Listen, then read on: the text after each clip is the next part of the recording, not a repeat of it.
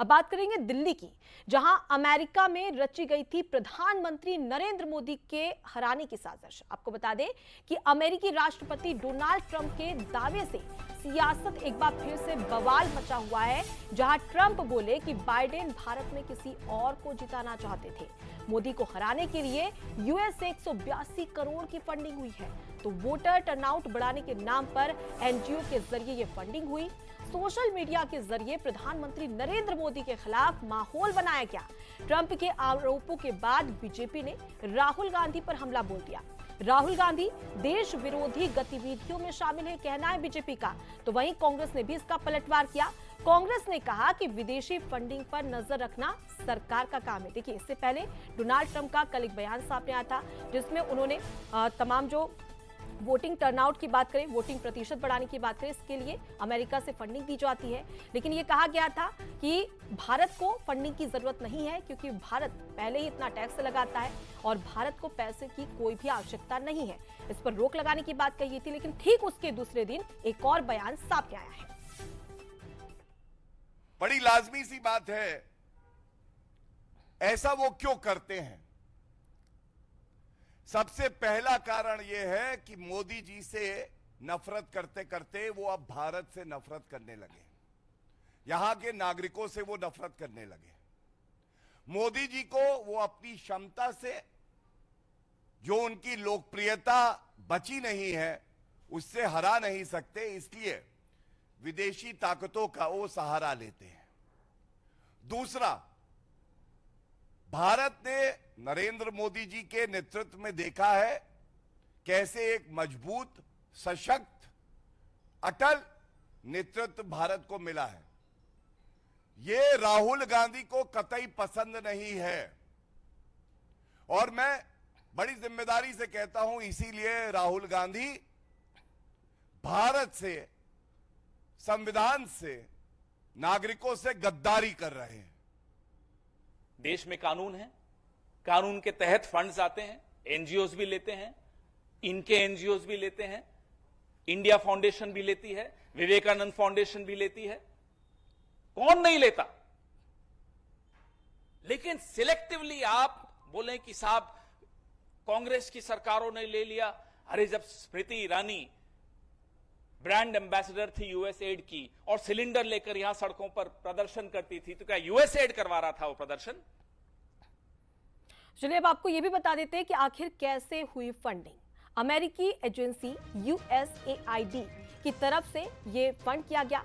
पैसा consortium for elections and political process strengthening यानी कि सीईपीपीएस संस्था को दिया गया।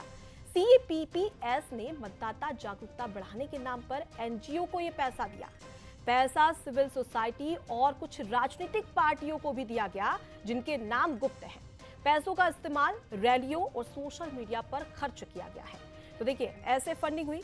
अब इस पर एक प्रतिक्रिया भी ले लेते हैं। हमारे साथ में कुछ राजनीतिक मेहमान भी जुड़े हुए हैं। हितेश बाजपेयी बीजेपी की ओर से हमारे साथ में जुड़े हुए हैं, तो वहीं अजित सिंह भदौरिया कांग्रेस की ओर से हमारे साथ में जुड़े। आप दोनों ही मेहमानों का बहुत स्वागत करती हूँ। और चर्चा की शुरुआत सबसे पहले फर्स्ट रिएक्शन हितेश जी आपका ही चाहूंगी। और डोनाल्ड ट्रंप ने साफ तौर पर कहा कि प्रधानमंत्री नरेंद्र मोदी को हराने के लिए यूएस से फंडिंग की गई है, इस पर पहली प्रतिक्रिया आपकी। देखिए, हमने कई मामलों में इस बात को देखा है। आपको ध्यान हो, सबसे पहले मणिशंकर अय्यर पाकिस्तान गए थे और शरीफ साहब से विनती कर रहे थे मोदी जी को हराने के लिए, मदद करने के लिए। जी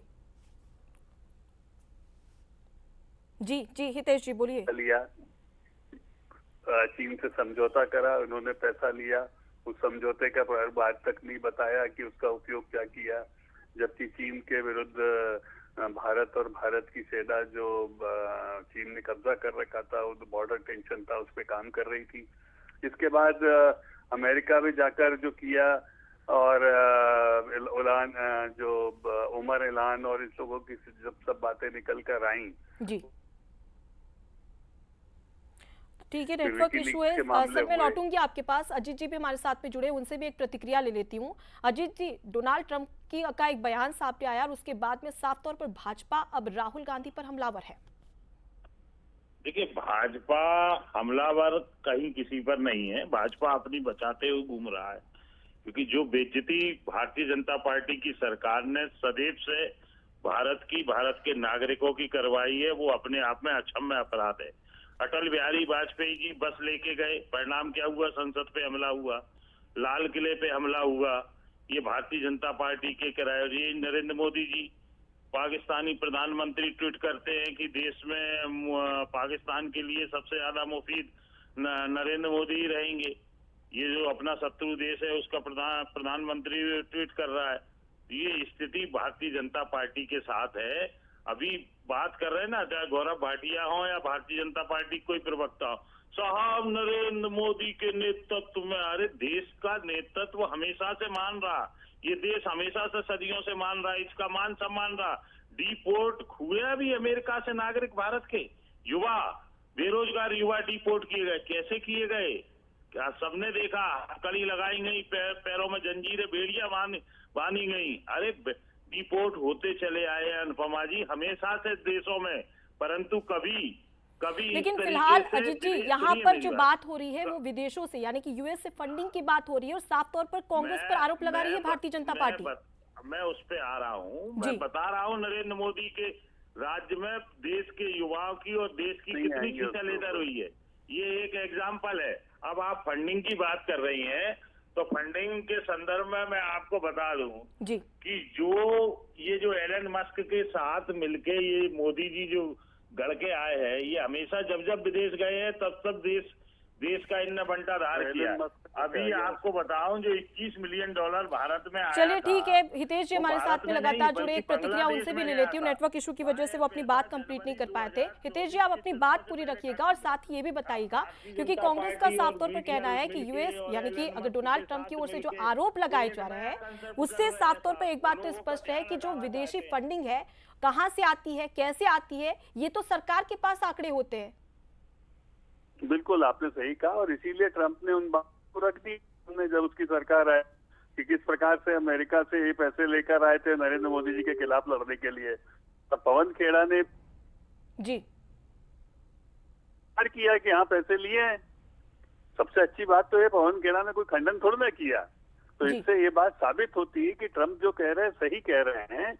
मोदी से लड़ने के लिए राहुल गांधी सारी दुनिया में भीख मांगते घूमते हैं। पाकिस्तान के पास गए थे, जैसा मैंने आपको बताया, मणिशंकर अय्यर जाके भीख मांग रहे थे कि मोदी से लड़ना है, मोदी को हराना है तो भाई मदद करो।